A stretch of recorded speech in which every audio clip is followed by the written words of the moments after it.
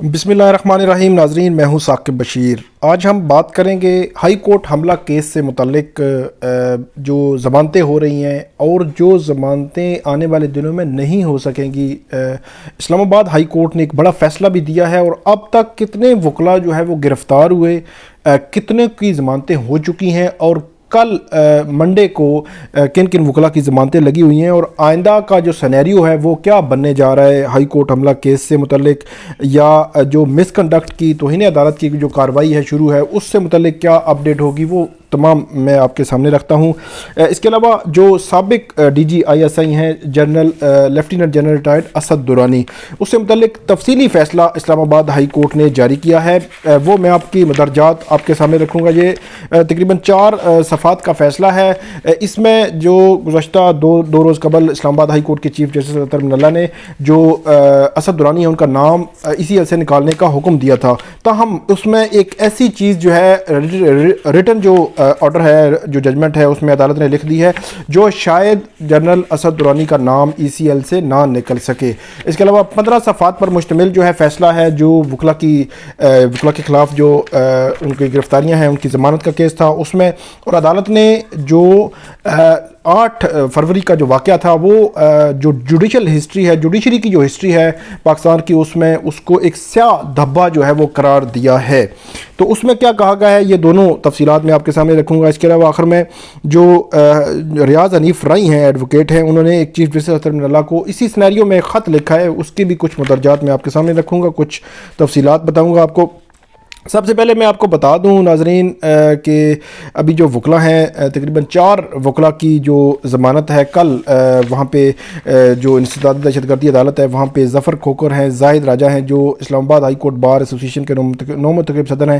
فروخ ہیں ایک وکیل ہیں، اسی طرح اسد اللہ، یہ 4 کی ضمانت جو ہے وہاں پہ لگی ہوئی ہے. اس کے علاوہ جو وکلا ہیں ان میں سے تقریباً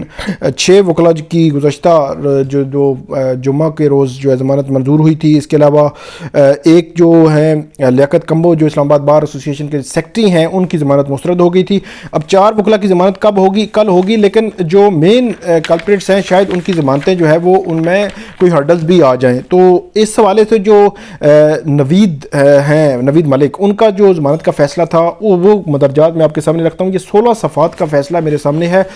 اس میں سے چیدہ جو پوائنٹس ہیں وہ میں آپ کو بتا دیتا ہوں. بنیادی طور پر عدالت نے یہ 8 فروری کا جو واقعہ ہے اس کا ذکر کیا. 250 سے 300 وکلات تھے. اس میں جسٹس عامر فاروق اور جسٹس محسن اختر کیانی نے یہ فیصلہ جو ہے وہ تحریر کیا ہے. اس میں عدالت نے یہ بتایا ہے کہ اے آر وائی چینل کے ایک جو نمائندہ تھا اس کو بھی دھکم پہل ہوئی. اس کے علاوہ چیف جسٹس کا بلاک، چیف جسٹس کے جو وہاں ججز تھے، وہاں کا جو سارا عدالتی سسٹم تھا وہ درم بھرم ہو گیا. اس کے علاوہ جو بتایا گیا ہے جو پٹیشنر سائڈ سے جو ریپروڈیوس کیا عدالت نے کہ نوید ملک وہاں پہ موجود نہیں تھے جو وکیل تھے. اس کے علاوہ عدالت نے یہ بھی کہا ہے کہ 780 جو ہے جو وکلا تھے ان کی جانب سے یہ کہا گیا دہشت گردی کی جو دفعات ہیں وہ اٹریکٹ نہیں کرتی اس کیس میں. اس میں عدالت نے خواجہ سلمان رفیق ورسز ایف او پی، اس کے علاوہ سپریم کورٹ آف پاکستان کے کیسز کے حوالے دیے گئے ہیں. سردار لطیف کھوسا اور راجہ رضوان عباسی بنیادی طور پر اس کیس میں پیش ہوئے تھے. عدالت نے یہ بھی کہا ہے کہ جو وکلا ہیں جو ان کی جانب سے یہ کہا گیا کہ ہمارے پاس ایسے الفاظ نہیں ہیں کہ ہم اس جو واقعہ ہے اس سے متعلق کہہ سکیں کہ جو ایکٹ ہوا ہے. بنیادی طور پر وکلا نے اس جو ڈسٹنس کیا ہے اس واقعے سے کہ ایسا واقعہ جو ہے، خاص طور پر یہ بھی کہا گیا ہے کہ ہم تصور نہیں کر سکتے کہ جو وکلا کمیونٹی ہے وہ یہ جو ایسا ایکٹ جو ہے وہ کر سکتی ہے. عدالت نے 5 سیکیورٹی اہلکاروں کے بیانات کا بھی حوالہ دیا ہے جس میں یہ کہا گیا کہ یہ نوید ملک جو وکیل ہے یہ مین کلپریٹس میں تھے. اس کے علاوہ سرکاری وکیل کا بھی حوالہ دیا کہ انہوں نے کہا کہ دہشت گردی کی دفعات اس میں لگتی ہیں، جبکہ نازیہ بی بی جو وکیل تھیں ان کو ضمانت پر سرکار کی نے جو مخالفت نہیں کی تھی سرکار کی جانب سے، تو اس لیے ان کو ضمانت پر رہا کر دیا گیا تھا. اس کے علاوہ 2007 میں جو چیف جسٹس اس وقت کے افتخار محمد چودھری اور دیگر ججز کو جو معصور رکھا گیا تھا اس کے بعد جو اس وقت کے جنرل مشرف تھے، صدر تھے پاکستان کے، صدر پاکستان اور چیف لا ایڈمنسٹریٹر جو تھے، ان کی ضمانت قبل گرفتاری کی درخواست تھی، اس پر فیصلہ سنایا گیا تھا. اس میں بھی جو دہشت گردی کی دفعات کے حوالے سے خاص طور پر عدالت نے یہ کہا تھا کہ فرسٹ امپریشن کا کیس بنتا ہے یا نہیں بنتا ہے، اس کو ڈسکس کیا گیا تھا، اس کا حوالہ دیا گیا ہے۔ اس کے علاوہ عدالتی تاریخ میں اس کیس جو 8 فروری کا واقعہ تھا اس کو سیاہ دھبا قرار دیا ہے عدالت نے۔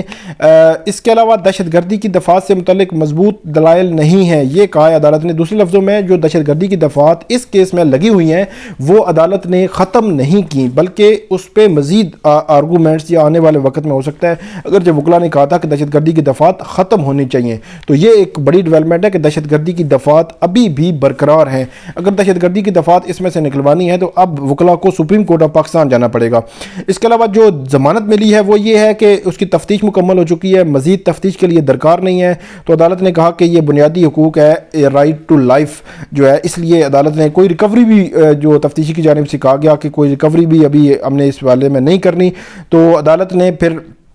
جو رول تھا وہ ڈسکس نہیں کیا۔ اس وجہ سے میں نے وکلا سے بات کی تو انہوں نے کہا دیگر وکلا جو ہے مین کلپریٹس ہیں، ہو سکتا ہے ان کی ضمانتیں جو ہے وہ نہ ہو سکیں، تو عدالت نے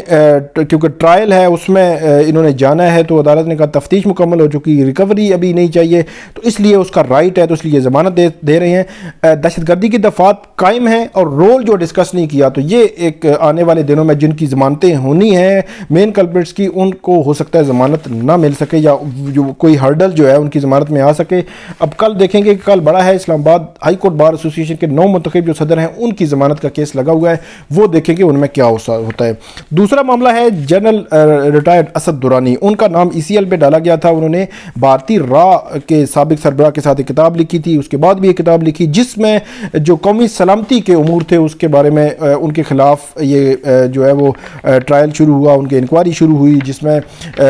جس کے بعد ان کا نام ECL پہ ڈالا گیا۔ تو ECL پہ جو نام ڈالا گیا ہے، چیف جسٹس عدلیہ نے اس کا 4 صفحات کا فیصلہ جاری کیا ہے، محمد اسد درانی ورسز FOP۔ اس میں بنیادی طور پر جو اسد درانی ہے انہوں نے ECL سے نام نکالنے کا جو پٹیشن دائر کر رکھی تھی، اور انہوں نے کہا تھا کہ اکتوبر 2019 میں انکوائری جاری تھی، اس وجہ سے ECL پر نام ڈالا گیا، جس کا فیصلہ ہو گیا، اور فریقین نے تحریری کامنٹس بھی اس والے سے فائل کیے ہیں۔ یہ انہوں نے کہا تھا کہ اس کے بعد عدالت جو لکھتی ہے کہ ایڈیشنل جو اٹارنی جنرل ہے تاریخ کھوکھر، وہ عدالت کے سامنے پیش ہوئے تھے اور عدالت کو مطمئن نہیں کر سکے کہ انکوائری ختم ہونے کے باوجود اسد درانی کا نام ECL پہ کیوں رکھا گیا ہے۔ اس کے علاوہ یہ بھی عدالت نے کہا کہ اس وقت کوئی ویلڈ گراؤنڈ نہیں ہے جس کی بنیاد پر ان کا نام ابھی بھی ECL پر رکھنا ضروری ہے، اور جو عدالت نے اس کا محمد امجد ورسز FOP جو اس کا حوالہ دیا ہے، عدالت نے یہ کہا ہے کہ جو اسد درانی ہے ریٹائرڈ 3 اسٹار جنرل ہے، وہ بھی پاکستانی ہے اور ان کو بھی آئین پاکستان کے تحت بنیادی حقوق حاصل ہیں، اور آئین کے آرٹیکل 9 اور 15 کے تحت اس کا کوئی ویلڈ وجہ نہیں ہے کہ ان کا نام ECL پہ رکھا جائے۔ لیکن آخری پیراگراف انتہائی اہمیت کا حامل ہے ناظرین، وہ میں آپ کو بتا دیتا ہوں۔ اس میں عدالت نے ایک تو یہ کہا ہے کہ آپ ان کا نام جو ہے وہ ECL سے نکال دیں، لیکن اس میں جو بڑی بات عدالت نے کی ہے کہ جو ویلڈ گراؤنڈ ہیں وہ حکومت دوبارہ سے ویلڈ گراؤنڈ سامنے رکھ کر ان کا نام دوبارہ بھی ECL پہ ڈال سکتی ہے۔ تو یہ وہ سچویشن ہوگی جس میں، کیونکہ جب کیس چل رہا تھا یہاں پہ اسلام آباد ہائی کورٹ میں، تو اس وقت بھی ان کی جانب سے کچھ چیزیں ایسی آ رہی تھیں کہ جو وہ کہہ رہے تھے کہ ویلڈ گراؤنڈز جو ہے وہ موجود ہیں کسی نہ کسی طرح۔ تو اب ہم دیکھیں گے کہ ویلڈ گراؤنڈ حکومت ایک دفعہ ان کا نام ECL سے نکال کر نیکسٹ ڈے ہی بے شک جو ہے وہ کسی بھی ویلڈ گراؤنڈ پر یہ بھی کہہ سکتے ہیں کوئی انکوائری ان کے خلاف جو ہے زیر التوا ہے، تو عدالت نے کہا ہے کہ اس میں اپنے جو پرنسپلز لکھے گئے ہیں کہ کس بنیاد پر حکومت جو ہے کسی کا نام ECL پر ڈال سکتی ہے، اسی کو سامنے رکھ کر انہی پرنسپلز کی بنیاد پر ہی آپ جو ECL پہ نام دوبارہ ڈال سکتے ہیں۔ وہ جو حق ہے دوبارہ نام ECL پہ نہ ڈالنے کا، وہ عدالت نے کہا ہے کہ ہم نے وہ ختم نہیں کیا، وہ حکومت کے پاس موجود ہے۔ تو یہ تھا اسد درانی کا کیس۔ اس کے علاوہ چیف جسٹس عدلیہ کو ریاض حنیف رائی ایڈوکیٹ جو سپریم کورٹ کے انہوں نے خط لکھا ہے، اور جو ساری صورتحال ہے اس کا انہوں نے جو ہے وہ ذکر کیا ہے اس خط میں۔ اس سے قبل بھی ریاض حنیف رائی جو ہے وہ جو چیف جسٹس ان کے خلاف